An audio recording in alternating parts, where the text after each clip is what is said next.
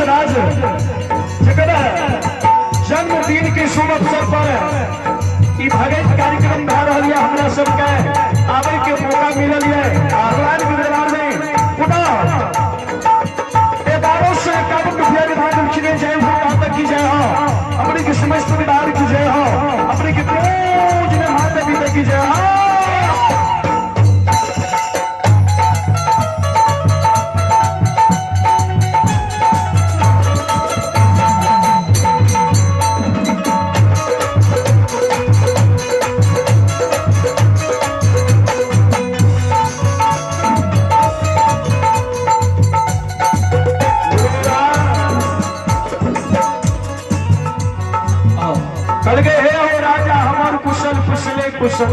कुशले जितना इंद्र भगवान इंद्रासन में नहीं सुख क्या पावे छो, जितना बच्चा माँ के रोद में नहीं सुख क्या पावे है, वैसे पैर के धर्मराज बाबा हमारा सुख के लिए देने रहे। आपन कुशल के कुशले कुशल है राजा, तू आपन कुशल कहो। झूठ वचन दे के गेल रहियो की झूठ का बात झूठ रह गेले या कि ज्यादा फलित भेलो।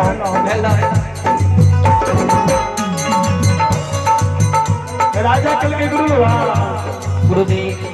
आपके बात हमरो पूरा पूरा बेटा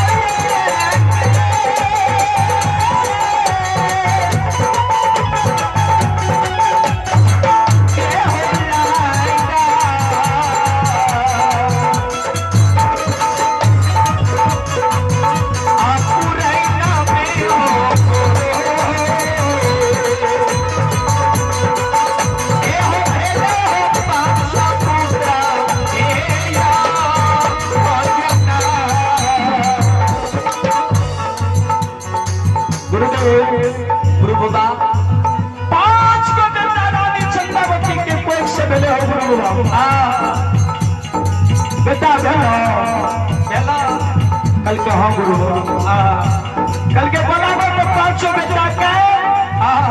हम दुआ आशीर्वाद देवे। हमारे पास में समय नहीं है, हम पी जाए। राजा रानी सुनल जना काटल गाछ नहीं जमीन पर गिर जाए, वही प्रकार राजा गिर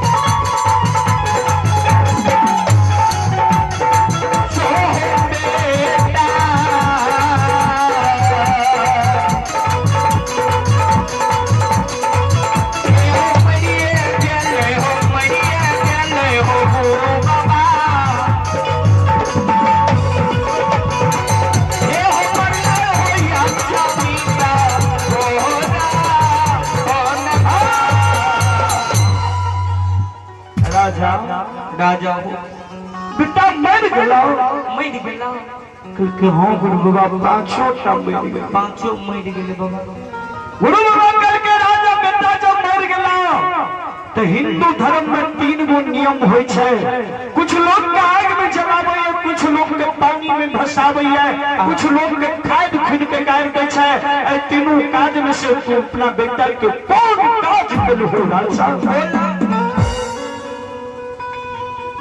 राजा सोचे लागो छै गुरु बाबा विषय डाल गले। गुरु बाबा तो कह के गेल है बेटा मरता तो नहीं आग में जलई हो नहीं जल में भसई हो नहीं खाद में कारी हो। आ गुरु बाबा हमरा पूछे छै बेटा के की कइल हो की कइल है हे गुरुदेव हे गुरु बाबा अपने जी कह के लिए व्याह न करती है बेटा के नहीं आग में जल लिए नहीं पानी में भस लिया नहीं खाद खुद के कार लिया 500 पुत्र के मचूसा में जुगा के तेल फूले लगा कर चिकपुर में रात में गुरु बाबा हृदय से लगा लेके राजा अब तो नहीं काटो जो वक्त डोली में भगती कईने होई आ शरीर के मैट में मिलईने होई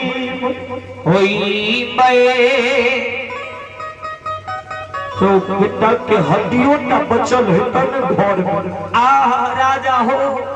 वो हड्डी के जिंदा के कदली पोपी नंदन ग्राम जेबे राजा तोरा हम वचन दै छिया यदि तोरा बेटा के भगवान नहीं जिएते तो हम वीर के कदली चल जेबे अन्यथा पोपी नहीं जेबे राजा नहीं जेबे जा रानी घर अंगना के नीपो पोछा राजा यरवा यछ तुलसी के पात लेके तू आवो। राजा रानी अंगना गले रानी घर अंगना के नीपे पोछे लागले राजा अरवा यछ तुलसी के पात लेके गुरु भगवान पहुंच जाय छै। गुरुदेव हे लिया अरवा यछ तुलसी के पात सुपारी लिया गुरु भगवान के चादर पर बांधो बांध ले कल के समाज लग चल जाओ अब पूरा लक्ष्मी में दौल हजार सबके दादी हो कई हो यार हमारे गुरु बाबा कितनी से घूर के अले यार मोरल का बेटा के जिएते खसी सुसार करते धन दौलत लौटते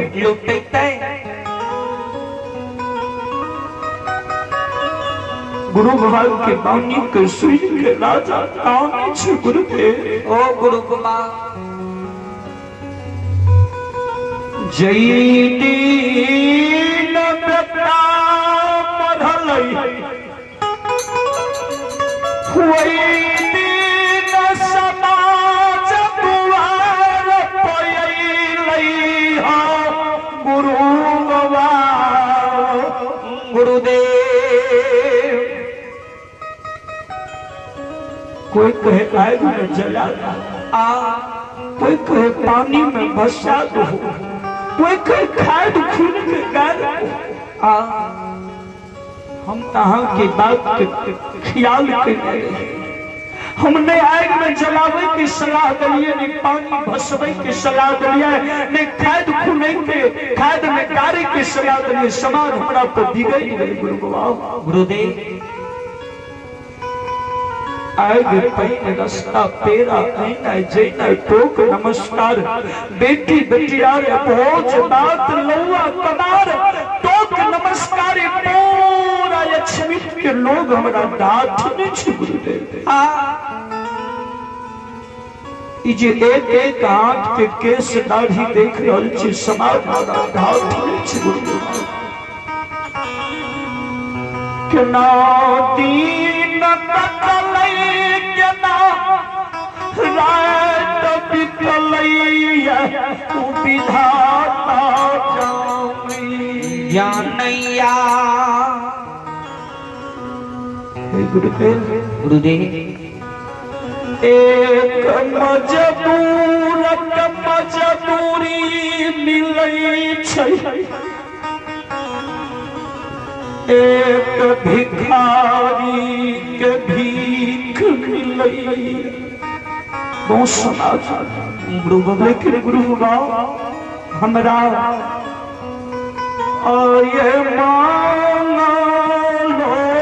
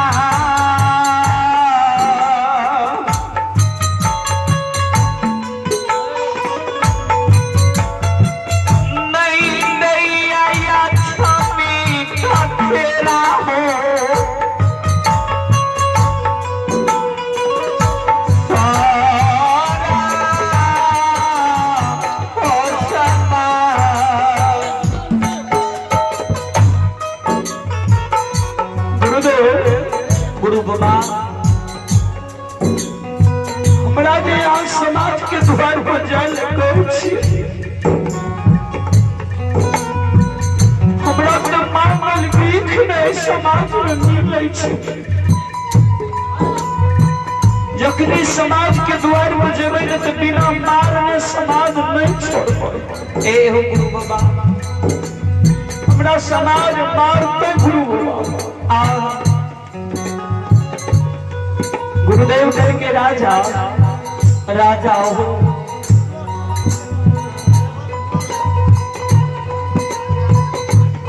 समाज जो मारतन पे करता झाड़ ली देखो बात पतन सही लिया अपना काज में लोग दूगो बात से काज क्या नहीं जाओ क्या नाने मानते गुरु के बात के राजा हो सही हो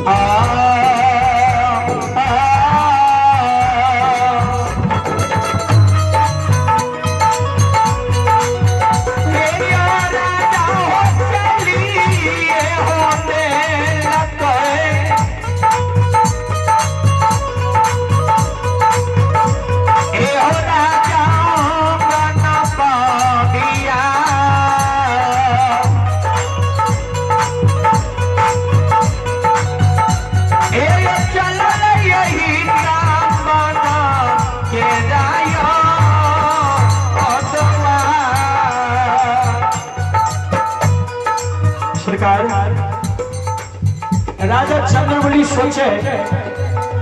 केकरा द्वार पर पहिने जाइए जे हमरा मारत नहीं वो बात नहीं कहे नहीं कह लेकिन फिर राजा का सोचे गुरु बात काल के सब के दल हकार देले अच्छा जाय छे जो मारबो करते तो सह लेबे राजा चंद्रवली उत्तर दिशा में पिछले दक्षिण की ओर जा रहा जइया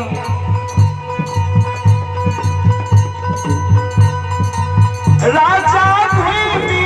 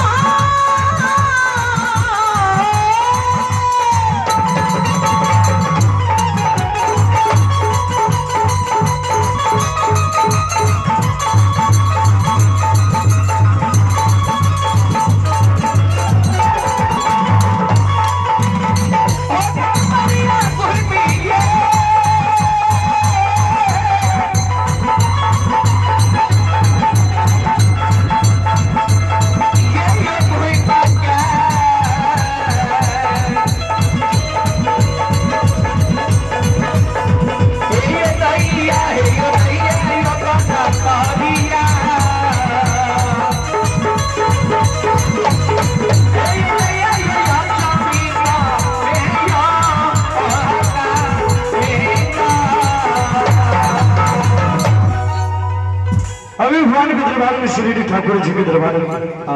गणेश यादव की नतनी और नाइट दोनों भाई बहन के और से भगवान के दरबार में शानदार धाम ग्राम पोस्ट गोहमनी थाना सिंहेश्वर जिला मधेपुरा। जय हो दाता की जय हो, अपने की समस्त परिवार की जय हो, अपने की पूजनीय माता पिता की जय हो, अपने की नाना नानी की जय हो, जय हो तानी महाराज की जय हो। राजा चंद्रवली उत्तर दिशा में पिछले दक्षिण की ओर जय रहा जय अंगना जय अंगना हो राजा जी अंगना जय अंगना यो राजा जी भूमि भूमि हो राजा भूमि हो राजा हो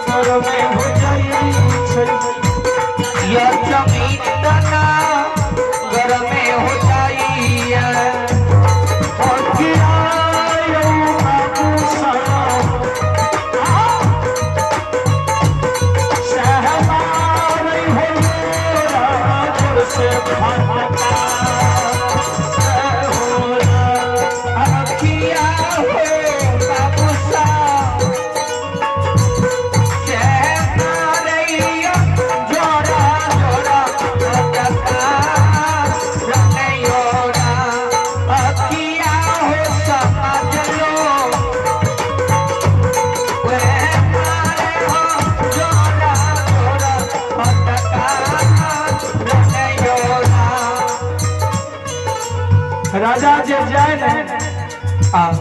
समाज बाबा आए हमारे गुरु बाबा नहीं है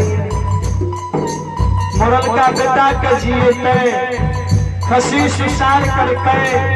धन दौलत लौटे के अपने समर दौल हकार स्वीकार करियो हमरा द्वार पर 100 गोरे अबे गुरुजी समाज के रे संकलहा वेद पापिया रे पगल बाय तक तू सुधरल ही नहीं रे सुधरली हम सब तो सोचलिए तोरा 2,000 करो तो तू ठीक बैठ भी तू तो और बताए बैग आए और तारे छोड़ दे कोई तो बोलते जे मर जाए छे से तो वाला जिंदा है चाहे बोल भाग भाग भाग रे गिनो भाग्य भाग्य भाग्य रे घिनो नामा हम नहीं तू दुनिया से हमरा रे तो वरिया से बातियो किया रे पापी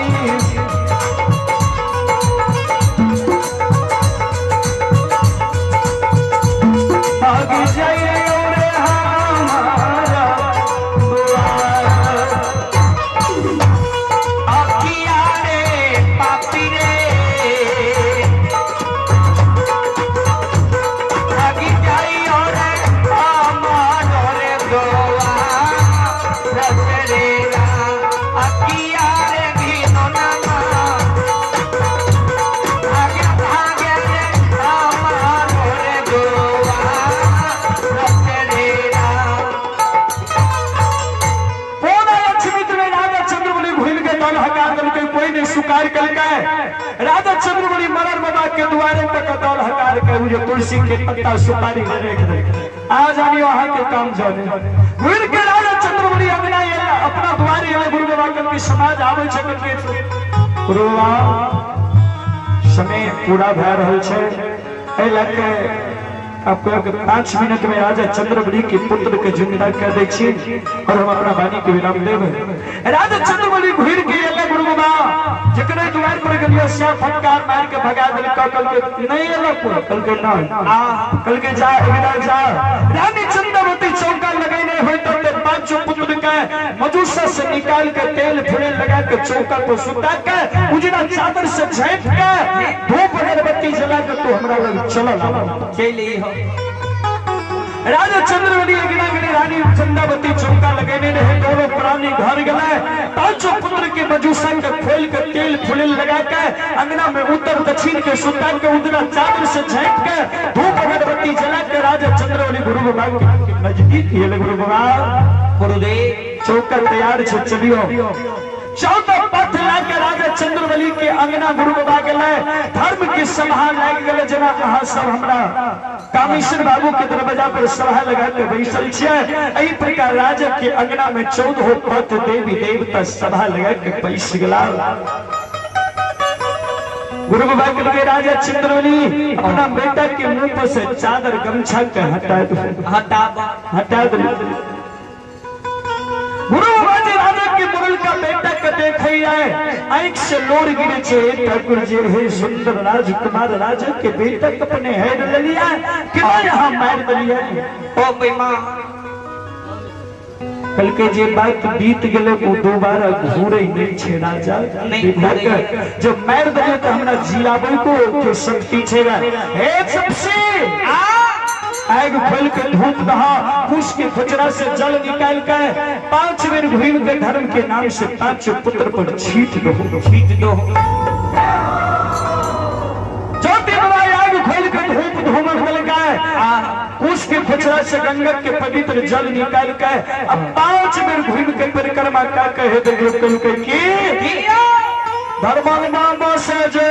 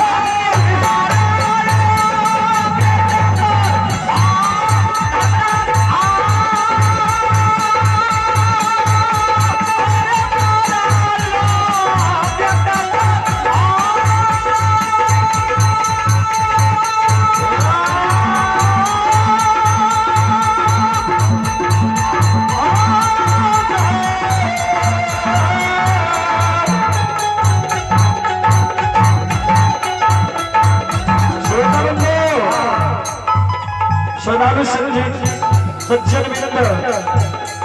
अपने श्री भगवान के दरबार में खोपैती पंचायत के पैक्स अध्यक्ष खोपैती दुनियाही पैक्स अध्यक्ष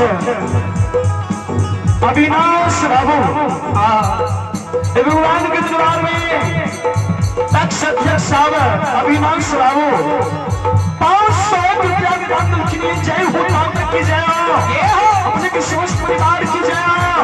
अपने के पूजनीय माता पिता की जय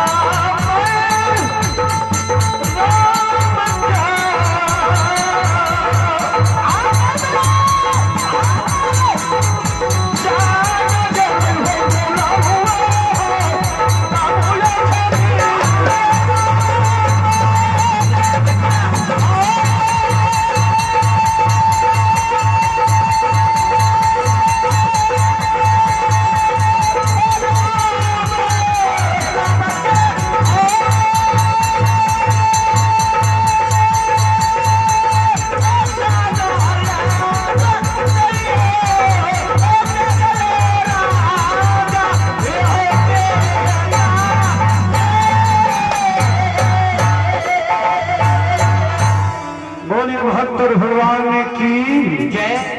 श्री दाता धर्मराज जी की जय, मेरा सुबेदार की श्रोतावृंदो